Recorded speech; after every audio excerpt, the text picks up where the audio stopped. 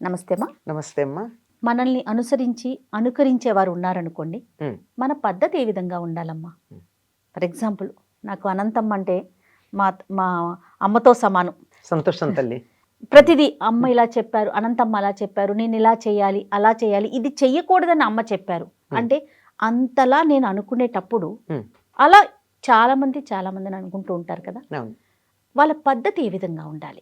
మనకి భగవద్గీతలోనే ఒక మాట చెప్పారమ్మా కృష్ణుడు, యద్యదాచరతి శ్రేష్ఠ తత్తదే వేతరో జనాః సహ ప్రమాణం కురితే లోకస్తదనువర్తతే అని. గొప్పవాళ్ళు, శ్రేష్ఠులైనటువంటి వాళ్ళు ఏం ఆచరిస్తే లోకంలో వాళ్ళందరూ అదే ప్రమాణం అనుకుని దాన్ని ఆచరిస్తారు. అట్లాంటప్పుడు మనని చూసి నేర్చుకుని అనుసరించే వాళ్ళు ఉన్నప్పుడు ఎంత జాగ్రత్తగా ఉండాలమ్మా. నేను సరిగ్గా లేను అనుకో, వ్యక్తిగతంగా నేను పాడైపోవచ్చు.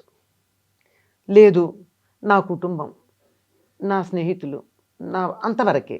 కానీ నన్ను చూసి 10 మంది నేర్చుకునే స్థితిలో ఒకవేళ నేనుంటే, ఏ ఉపాధ్యాయ వృత్తిలోనే ఉన్నాననుకో, అప్పుడు నేను చేసేటటువంటి ప్రతి పని నా విద్యార్థులు చూసి నేర్చుకుంటారు కదా. కరెక్ట్ అమ్మా, ఖచ్చితంగాను. అలాగే అంతకన్నా పెద్ద పదవిలో నాయకత్వ లక్షణాలు ఉన్న చోట ఉన్నారనుకో, వాళ్ళని చూసి నేర్చుకునే వాళ్ళు ఉంటారు కదా. అంచేత మిమ్మల్ని అనుసరించే వాళ్ళ సంఖ్య పెరిగిన కొద్దీ మీరు మరింత జాగ్రత్తగా ఉండవలేను. అది లోకాన్ని సరైన దారిలో పెట్టాలి అంటే, ముఖ్యంగా యువతరం సరైన దారిలో ఉండాలి అంటే, వారు పాడైపోతున్నారు అని చెప్పి వాళ్ళని తిట్టడం కాదు. నేను ఎప్పుడు యువతరాన్ని తిట్టనమ్మా. అవునమ్మా, వాళ్ళు మంచివాళ్ళు, బంగారాలు వాళ్ళు. వాళ్ళకి ఆదర్శం మనం చూపించట్ల. ఎట్లా ఉంటే బాగుంటుంది అని వాళ్ళకు ఆదర్శం చూపిస్తే వాళ్ళు అట్లా ఉంటారు. వాళ్ళకి ఏమీ లేకుండా వీళ్ళు అట్ట అయిపోయారు, ఇట్ట అయిపోయారంటే ఎట్లా ఉండాలో వాళ్ళకి నువ్వు చెప్పావా? చెప్పలేదు కదా. పోనీ నోటితో కూడా చెప్పక్కర్లేదు, ఒక చక్కగా ఒక ప్రవర్తనలో చూపించవచ్చు. ఒకప్పుడు మా చిన్నతనంలో అందరూ కోటు లేకపోతే కనీసం షర్ట్కి ఒక గులాబీ పువ్వు పెట్టుకునేవారు. ఎందుకు? చాచా నెహ్రూ పెట్టుకునేవారు కాబట్టి, ఆయనలాగా ఉండాలని. అంతే కదా. కొంతకాలం ఒక్క చెవికి లోలకు పెట్టుకుని తిరిగారు మగపిల్లలు. ఎందుకు? అదేదో టీవీ సీరియల్లో అలా పెట్టుకున్నారు కనుక. కొంతకాలం మగపిల్లలు పిలక పెట్టుకు తిరిగారు చాణక్య సీరియల్ వచ్చిన రోజుల్లో. అంటే ఏమిటి? ఎలా మనం ఒకళ్ళని నమ్మామంటే, ఒకళ్ళని ఇష్టపడ్డామంటే, ఆ ఇష్టపడినటువంటి వాళ్ళలాగా ఉండే ప్రయత్నం చేయడం సాధారణంగా చాలామందికి అలవాటు. ఇప్పుడు ప్రజలు అలా ఉన్నారు, యువతరం అలా ఉన్నారంటే వాళ్ళని ఈ విధంగా ఉంటే బాగుంటుంది అని ఒక ఆదర్శం చూపించినటువంటి వాళ్ళు లేరు. అవునమ్మా.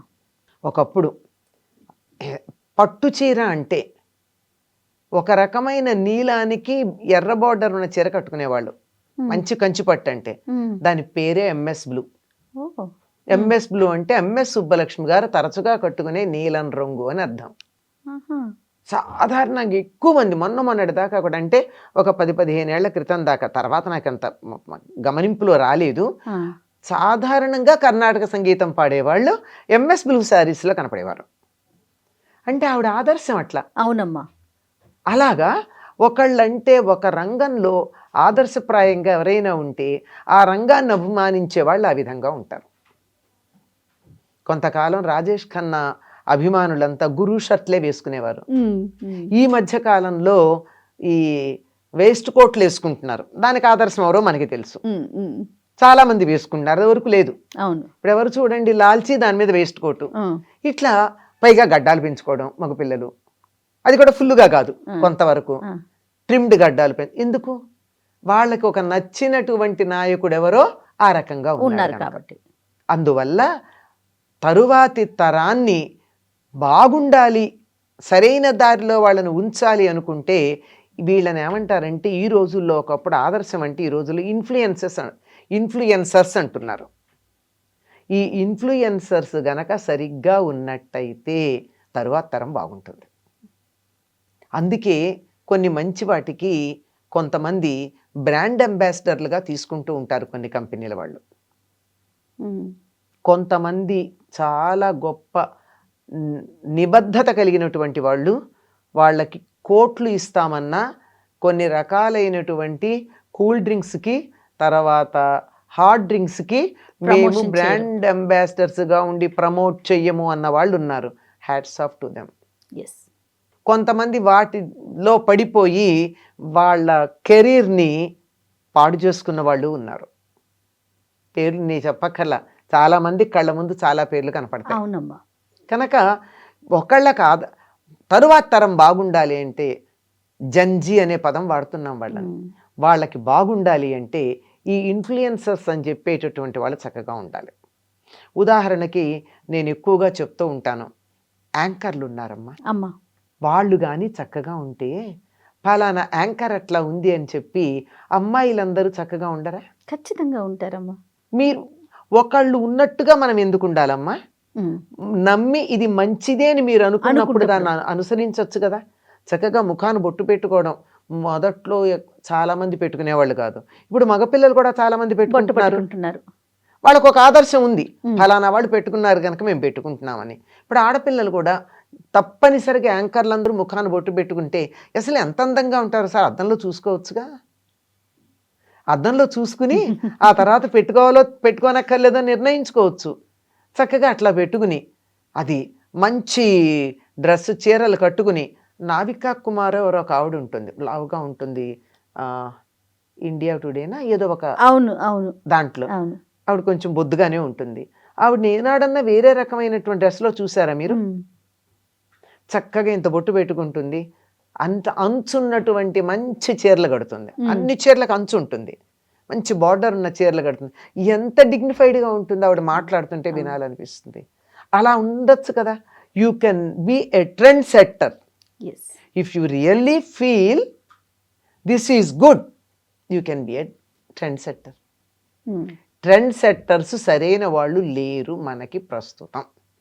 ఏ మాట కామాట ఒప్పుకుని తీరాలి. చాలా కొద్ది మంది ఉన్నారు, అస్సలు లేరంటంలా. మొత్తం యువతరాన్నంతా ఇన్ఫ్లుయెన్స్ చేయగలిగినటువంటి ట్రెండ్ సెట్టర్స్ ఉండాలి. అలా గనక ఉన్నట్టయితే కనీసం కొంతమంది అయినా 10 మందిలో కనపడేవాళ్ళు, స్క్రీన్ మీద కనపడేవాళ్ళు, స్టేజ్ మీద కనపడేవాళ్ళు, సిల్వర్ స్క్రీన్ మీద కనపడేవాళ్ళు, వాళ్ళు కొన్ని మంచి గనక ట్రెండ్స్ గనక సెట్ చేయగలిగితే ఎంత బాగుంటుందమ్మా. ఇమాజిన్. కానీ ఎక్కడికో ఆగిపోతున్నాం కదా. ఎక్కడమ్మా? ఆ మధ్య ఎవరో ఒక మేనకా గాంధీ కదా, ఆవిడ వేగన్గా ఉండడం మొదలుపెట్టిన తర్వాత చాలామంది అనుసరించటం మొదలుపెట్టారు. అట్లా ఎవరో ఒకళ్ళు ఏదో ఒక మంచి దాన్ని, మామూలుగా నార్మల్గా ఉన్నవాళ్ళు కాదమ్మా, ఇన్ఫ్లుయెన్స్ చేయగలిగినటువంటి వాళ్ళు ఇవాళ పదం వాడుతున్నారు. ఒకప్పుడు ఆదర్శ పురుషులు అనేవాళ్ళం, ఈ రోజుల్లో ఇన్ఫ్లుయెన్సర్స్ అంటున్నాం. ఇన్ఫ్లుయెన్సర్స్ గనక మంచి ఆదర్శాలు గనక తీసుకున్నట్టయితే జంజీ ఎంత బాగుంటుందమ్మా. ఇప్పుడు భక్తి క్లబ్సో ఏవో పెట్టుకుంటున్నారు, సంథింగ్ ఏదో. ఇప్పుడు ఏంటి, యువతరానికి కావాల్సింది ఏమిటి? వాళ్ళకి అలా డల్గా కూర్చోవడం కాదు. ఎందుకంటే వాళ్ళకి ఎలాగూ కాలేజీల్లో పాఠశాలలో ఉద్యోగాలు చేసే చోట కదిలే అవకాశమే లేదు కదా. ఏదో ఫిజికల్ యాక్టివిటీ కావాలి. పాటతో పాటు ఆట రెండు ఉన్నాయి అనుకో, వాళ్ళు అక్కడికి వెడతారు. పబ్బులకు వెళ్ళేవారు, ఇప్పుడు భక్తి క్లబ్లకు వెడుతున్నారు. అక్కడ పాటలు పాడుతూ వాళ్ళు చక్కగా డాన్సులు చేయొచ్చు, చప్పట్లు కొట్టచ్చు, పాటలు పాడచ్చు. ఎంత బాగా పాపులర్ అయినాయి. ఇట్లాంటివి ట్రెండ్ సెట్ చేసేటటువంటి వాళ్ళు కనుక ఉన్నట్టయితే పాపం అమాయకమైనటువంటి యువతరం, అంటే తెలివి తక్కువ వాళ్ళు అంటల్లా, ఏది కావాలో తెలియనటువంటి అమాయకత్వంలో ఉన్నటువంటి యువతరం చక్కందారులు పెడుతుంది కదా. కనుక ట్రెండ్ సెట్టర్స్ అందరికీ, ఇన్ఫ్లుయెన్సర్స్ అందరికీ ఈ ఐ డ్రీమ్ మాధ్యమంగా నేను చెప్పేది, కొంచెం మంచి పద్ధతులు మీరు పాటించి, అంటే పాటించట్లేదని వాళ్ళని తప్పు పట్టట్లేదు నేను, మరింత మంచి పద్ధతులు పాటించి జంజీని ఇన్ఫ్లుయెన్స్ చెయ్యండి. మీకు మంచిది, మీ పిల్లలకి మంచిది, భవిష్యత్ తరాలకు మంచిది. అద్భుతం అమ్మా. నమస్తే. నమస్తే అమ్మా. And for more videos, please subscribe to iDream. Please subscribe to iDream. Please subscribe iDream. And please subscribe to iDream. For more videos, subscribe to iDream. please like, share and subscribe to the channel. Congratulations, iDream. Subscribe to iDream. Subscribe to iDream. So subscribe to iDream Media. iDream team అందరికి huge congratulations. Please subscribe iDream Media. Please subscribe to iDream. Subscribe iDream. Please subscribe to iDream.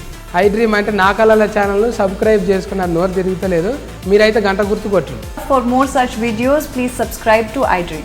Subscribe to iDream. Please subscribe to iDream. Please subscribe iDream Media. Please do subscribe to iDream. Please subscribe to iDream Media. For best entertainment and information, please subscribe iDream. And don't forget to subscribe to iDream.